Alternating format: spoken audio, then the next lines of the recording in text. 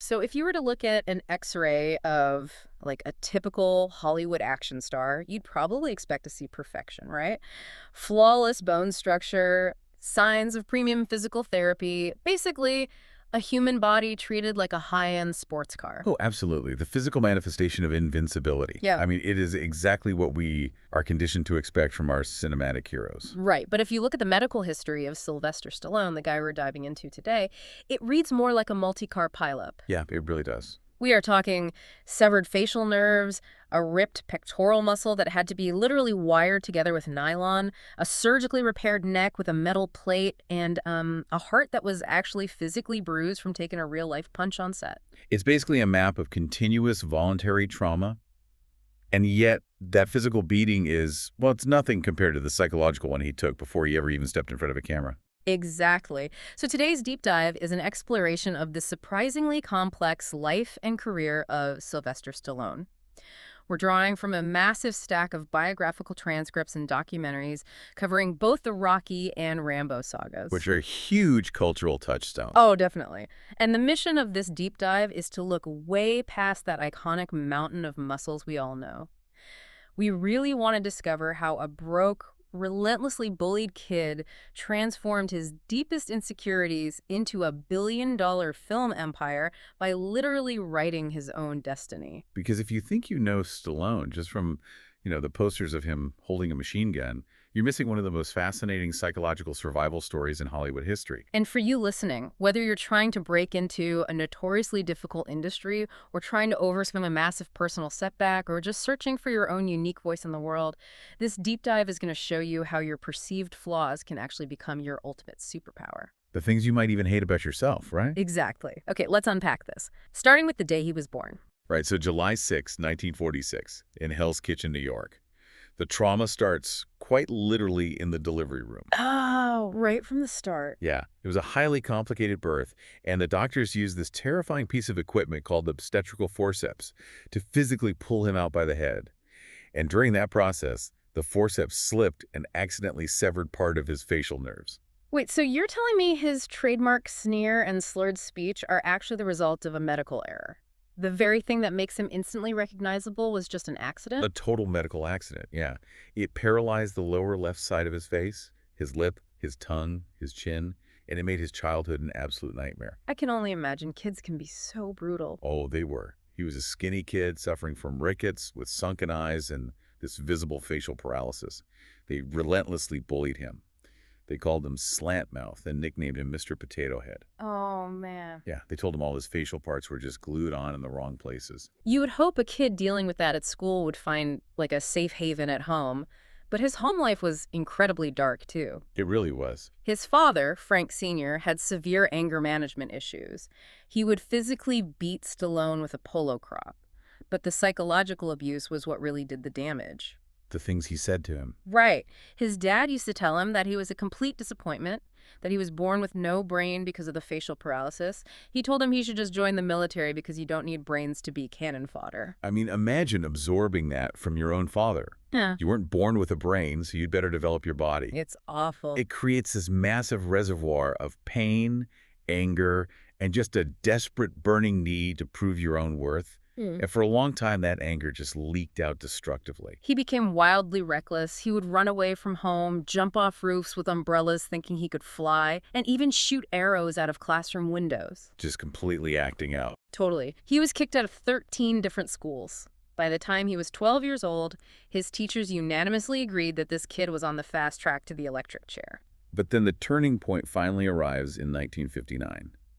He goes to a movie theater and sees Hercules Unchained, starring Steve Reeves. Who was a former Mr. Universe, right? Exactly. And seeing this sculpted, powerful physique on screen clicked something profound inside Stallone. It gave him an avenue to channel that rage. So he starts working out. Obsessively. He started lifting weights to transform his body, which gave him enough confidence to join a drama program and eventually to drop out of college to move to New York City to pursue acting. Where he promptly fails spectacularly. Oh, completely. He gets evicted, he spends 3 weeks sleeping in a bus terminal, and he takes the worst jobs imaginable just to eat. We're talking working as a bouncer, a fish filleter, and literally cleaning lion cages at the zoo. Just doing whatever it took to survive. Yeah. Right. But his most formative job was working as a ticket usher at a movie theater. He would stand in the back and watch the same movies dozens of times, meticulously analyzing the pacing, the plot structure, and how characters drove the narrative. He was essentially giving himself an unauthorized masterclass in screenwriting. Because casting directors were constantly telling him his face was too crooked and his speech was too slurred for him to ever make it as an actor. Yeah, and with no money and zero prospects in the industry, he started spending all his free time reading in the New York Public Library. This is exactly like a superhero origin story, but instead of falling into a vat of radioactive waste, he fell into the New York Public Library. But I have to push back here. Okay, go ahead. Wait, the Italian stallion learned character development from the guy who wrote The Raven, Edgar Allan Poe? How does that even translate? What's fascinating here is the psychological mechanism at play. Up until discovering Poe, Stallone was trying to write about himself and his own small, struggling adventures. But studying Edgar Allan Poe taught him how to become an investigator of someone else's soul. Poe wrote about deeply tortured, Gothic characters dealing with internal decay. Wow, okay. Stallone realized he could apply that concept to modern grit. He could write about a character completely outside of his own immediate reality while injecting his own emotional truth into it. Because he figured out that people do not relate to perfection, they relate to struggle. Exactly. So he decided to write about what he called a slumpy guy, a guy who looks incredibly tough on the outside, but is fundamentally falling apart on the inside. Yeah. A loser who actually admits he's a loser. That vulnerability is universally human. I mean, we all feel like losers sometimes. That specific realization in the library was the conceptual birth of Rocky Balboa. Which perfectly bridges us to how that relatable loser became the most famous underdog in cinema history. But to get there, Stallone had to make the ultimate, seemingly foolish gamble. Oh yeah, this is legendary. The year is 1975. Stallone is married, his wife is pregnant, and he has exactly $16 in his bank account. $16. He is so utterly broke that he has to sell his beloved dog, Buttkiss, for $50 to a stranger outside a convenience store just so his family doesn't starve. In the absolute pit of this despair, he watches a boxing match on television. Muhammad Ali is fighting a guy named Chuck Wepner, who is known as the Bayonne Bleeder. Okay, I know this fight. Yeah, Wepner was a 30-to-1 underdog. Nobody gave him a prayer. But for one brief, miraculous moment in the 9th round, Wepner actually knocked Ali down. He went the distance. Wow. So Stallone takes that incredible image of the ultimate underdog, combines it with his slumpy guy concept, and writes the entire script for Rocky by hand in a spiral notebook in just 3.5 days. That fast, just 3.5 days. Yeah. He pitches it to producers Irwin Winkler and Robert Chardoff, and they love it. The studio United Artists loves it. They offer him massive money for the script. But Stallone flat out refuses to sell it unless he gets to play Rocky. The studio desperately wanted a proven star. They wanted Robert Redford, Ryan O'Neal, or Burt Reynolds. They offered Stallone more and more money to just walk away and let a real star take the role. How much are we talking here? The offers went up to hundreds of thousands of dollars. Keep in mind, this is a man who just sold his dog. Here's where it gets really interesting. Put yourself in his shoes for a second. You have $16. Your wife is pregnant. You are turning down over $300,000. But how does a starving guy with $16 turn down life-changing money for a script? Was it pure arrogance, or did he somehow know that he was the only one who could be Rocky? It was psychological survival. Stallone knew that if he sold that script and watched Robert Redford play Rocky, it would just destroy his soul. Because the story was basically his story. Completely. Rocky was an autobiography disguised as a sports movie. Rocky was told he was a bum, and Stallone was told he was a bum. Rocky's fight with Apollo Creed was never about winning the championship belt. It was about proving he simply had the right to exist in the ring. Stallone was trying to prove he had the right to exist in Hollywood. And the studio finally relents, but they punish him for it. They slash the budget to under $1 million and give him a nearly impossible 28 days to shoot the entire film. And there's this absurd detail in the sources. The only reason the studio executives even greenlit him as the star is because they watched an old movie he was in and confused him with a blonde actor named Perry King. Wait, seriously? Seriously, they literally thought they were hiring someone else. That is hilarious. It was a monumental stroke of luck, though. But that tiny budget and tight schedule really forced the crew into extreme guerrilla filmmaking, didn't it? It did. And it was exactly those constraints that bred the mechanical genius of the movie. Let's talk about those mechanics, starting with the famous ice rink date scene between Rocky and Adrian. Oh, I love this part. Originally, the script called for that date to happen during a crowded, busy skating session.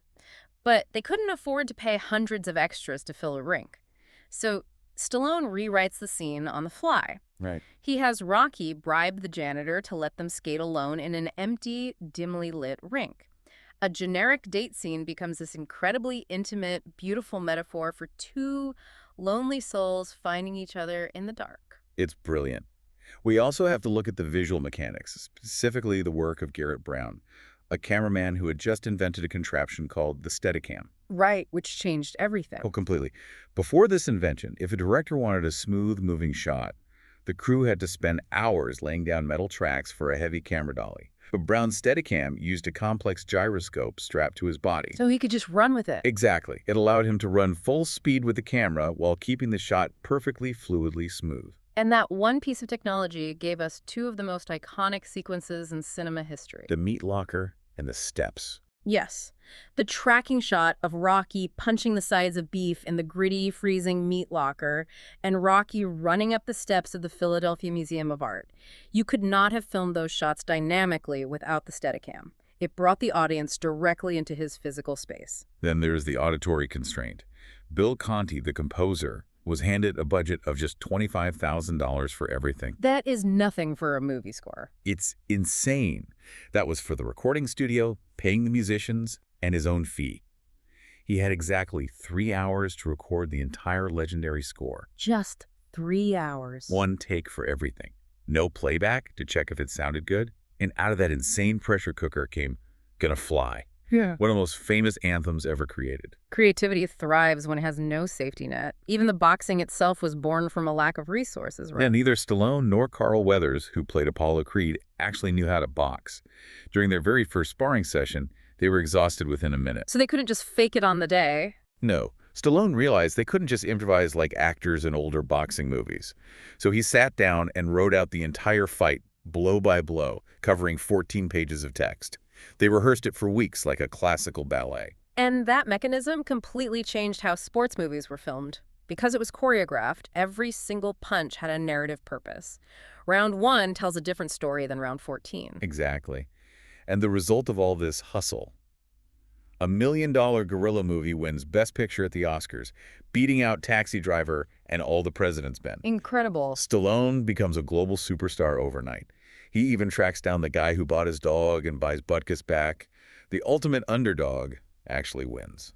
Gravity and time always catch up, though. What happens to the underdog's soul when he suddenly possesses everything he ever wanted? The money, the fame, the power. That's where things get complicated. Yeah, life starts imitating art all over again, but this time it leans into the darker side of massive success. By the time we reach Rocky III in the early 80s, the narrative shifts drastically. Rocky has become rich, pampered, and has lost his edge. Right. He has lost the eye of the tiger.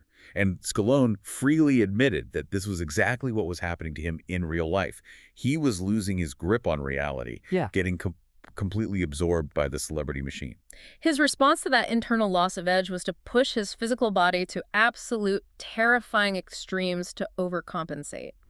For Rocky III, he cut his body fat down to a genuinely dangerous 2.8%. That is barely surviving. He was eating practically nothing, surviving on black coffee, and doing hours of intense workouts, literally depleting his internal organs to look like a superhero. This era really marks his deep dive into the 80s action star persona.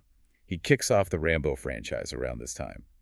And it is very telling that in the original novel, First Blood, the character of Rambo dies at the end. Wow, really? Yeah, but Stallone forced the studio to change the ending so Rambo lives. He couldn't let his hero die because he desperately needed the myth of the invincible warrior to survive. He carried that intense need for invincibility into his real life, too, leading to absolute absurdity. He developed this massive rivalry with Arnold Schwarzenegger. Arnold feud. Right. These two grown men, the biggest stars on the planet, were publicly feuding over who had lower body fat, who had bigger on-screen guns, and literally who had a longer knife in their movies. It's true. Stallone actually made the prop department redesign Rambo's knife to be massive just to outdo Arnold's sword in Conan. That is just wild to me. It sounds hilarious in retrospect, but underneath it was a fierce insecurity. Stallone felt this constant gnawing need to prove he wasn't faking his toughness. And that compulsion culminated during the filming of Rocky IV when he was choreographing the fight with Dolph Lundgren, who played the towering Soviet machine, Ivan Drago. The Drago fight. Hold on, Lundgren wasn't just an actor, though. Wasn't he an actual competitive martial artist? Oh, yeah. A 6'4" European karate champion. And Stallone, wanting the scene to look as viscerally real as possible, tells Dolph, don't hold back. No way. Yeah, he says, hit me for real. Try to actually knock me out. And Dolph hits him so hard in the chest that the sheer force literally shifts Stallone's heart inside his ribcage. His pericardial sac begins to swell dangerously. It was nearly fatal. He has to be emergency airlifted on a low-altitude flight to a hospital in Los Angeles, spending 4 days in the intensive care unit surrounded by nuns praying for his survival. Just completely unnecessary danger. So what does this all mean? He essentially became a brand. He was walking around like a human action figure, but the actual human being inside was taking a massive continuous beating. If we connect this to the bigger picture, you see a profound psychological shift. The scared kid who was abused by his father for being weak has now constructed an impenetrable fortress of muscle and machismo. Right. But he cannot stop testing the walls of his own fortress. He is constantly taking real punches, tearing ligaments, and eventually even breaking his neck on the set of The Expendables. It's like an addiction to the punishment. It is. He is punishing his own body to maintain the myth of the superhero, terrified that if the superhero falls, the bullied kid from Hell's Kitchen will finally be exposed. But you cannot outpunch aging. Eventually, the invincible blockbuster machine had to break down. We hit the 90s, and the fall is incredibly brutal. It begins with Rocky v. Stallone actually wrote a deeply poignant script where Rocky dies at the end, paying the ultimate physical price for a violent life in the ring. Which honestly makes sense for where the character was at. It does. But the studio heavily interfered. They declared, Batman doesn't die, Superman doesn't die, Rocky can't die, so they forced a happy ending upon the script. And the movie became a tonal mess, resulting in a massive critical and commercial failure. Exactly. That single failure kicks off almost an 8-year slump where nobody in Hollywood wants to hire him. He is suddenly viewed as a walking relic of the 80s. He gets so desperate to be taken seriously as a dramatic actor again that he takes a supporting role in the indie film Copland. He gains 40 pounds of fat to play a sad, half-deaf, overweight sheriff. He sheds the action hero armor entirely. Completely. And he refuses his usual $20 million salary working for scale just to prove he can act. And his performance was brilliant, but the Hollywood establishment punished him for breaking the brand. They essentially told him, if you are willing to work for nothing on this, we aren't paying you millions to be an action star anymore. His career just flatlines. And concurrently, he is hit with massive, devastating personal tragedy. Right, because real life hits so much harder than Ivan Drago. His second son, Sir Joe, is diagnosed with autism at a young age. And Stallone, caught up in the absolute whirlwind of his 80s fame, admitted he distanced himself because he didn't know how to fix it. But the most devastating blow comes years later, in 2012. His eldest son, Sage, who actually played Rocky's son on screen in Rocky V, suddenly dies of heart disease at the age of 36. That loss nearly destroyed him. Yet grief, oddly enough, became the catalyst for his true artistic legacy. How so? Around this very dark time, a young, completely unknown director named Ryan Coogler approaches Stallone.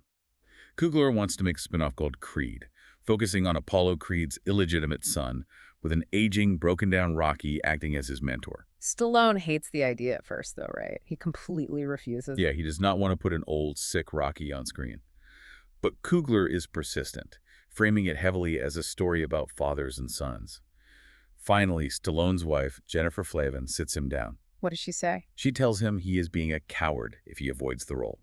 She tells him it is time to drop the vanity, stop pretending to be invincible, and finally show his soul. And he listens to her. He steps back into the character, but this time he uses the film to process his real-life grief over the death of Sage. Yes. When Rocky is in the hospital fighting cancer, delivering these heart-wrenching monologues to young Donnie Creed, that is Sylvester Stallone talking directly to the ghost of his own son, saying the things he perhaps never got to say. It is incredibly raw. That vulnerability won him a Golden Globe and earned him an Oscar nomination. It was the performance of a lifetime. But I have to ask, why did he keep coming back to the ring? He had the money, he had the fame. Why subject a 60-year-old body to real punches from a professional boxer like Antonio Tarver and Rocky Balboa? or put himself in a position to break his neck in the Expendables. This raises an important question about the line between the creator and the creation. For Stallone, there really is no line. He simply could not separate his own identity from Rocky. Interesting. He needed Rocky to have a dignified exit because he, Sylvester Stallone, needed a dignified exit. It shifted from pure vanity needing to look strong to a desperate search for closure. He had to prove to himself that his inherent worth wasn't tied solely to being young and invincible. Exactly. And it completely worked. He orchestrated this incredible, unprecedented late-career resurgence. Rocky Balboa was a massive hit. The Expendables proved old action stars could still dominate the box office. And Creed handed the legacy to a completely new generation. Recently, he even embraced television for the first time with the hit mob series Tulsa King and opened his doors for a reality TV show with his family. He finally stopped fighting his age and started embracing it. He realized that his vulnerability, his survival of immense grief, and his role as father were actually far more compelling to audiences than his bicep measurements ever were. Definitely. What a sweeping, insane arc. We're talking about a kid with a paralyzed lip who was told he belonged in the electric chair, a starving actor who sold his dog because he believed in a script he hand-wrote in a notebook. A man who willed himself into becoming a global icon, literally bleeding for his art and punishing his body to build a billion-dollar empire. It is the ultimate testament to endurance, not just physical endurance, but the deep emotional endurance required to keep reinventing yourself when the world, and sometimes your own hubris, knocks you flat on the canvas. That's a great way to put it. For you listening to this, I think the takeaway is profound. You might not be stepping into a boxing ring with a karate champion or dodging helicopters in a jungle, but you are writing your own script right now. We all are. Stallone's story proves that your biggest perceived weaknesses, your quirks, your rejections, the very things people bullied you for, those can be the exact ingredients that make you undeniably unique. Like Rocky says, it ain't about how hard you hit, it's about how hard you can get hit and keep moving forward. That is the essence of the slumpy guy philosophy. The flaws are the feature, not the bug. Which leaves us with a final thought to mull over. Stallone spent almost his entire life building a physical fortress, pushing his limits to prove to the world that he was a superhero. But it was ultimately his vulnerability, his aging, and his profound grief that cemented his true legacy as an artist. It really was. Think about your own life. Does the strong, invincible character you project to the world actually protect you? Or does it eventually become a cage that you have to break out of to find real human connection?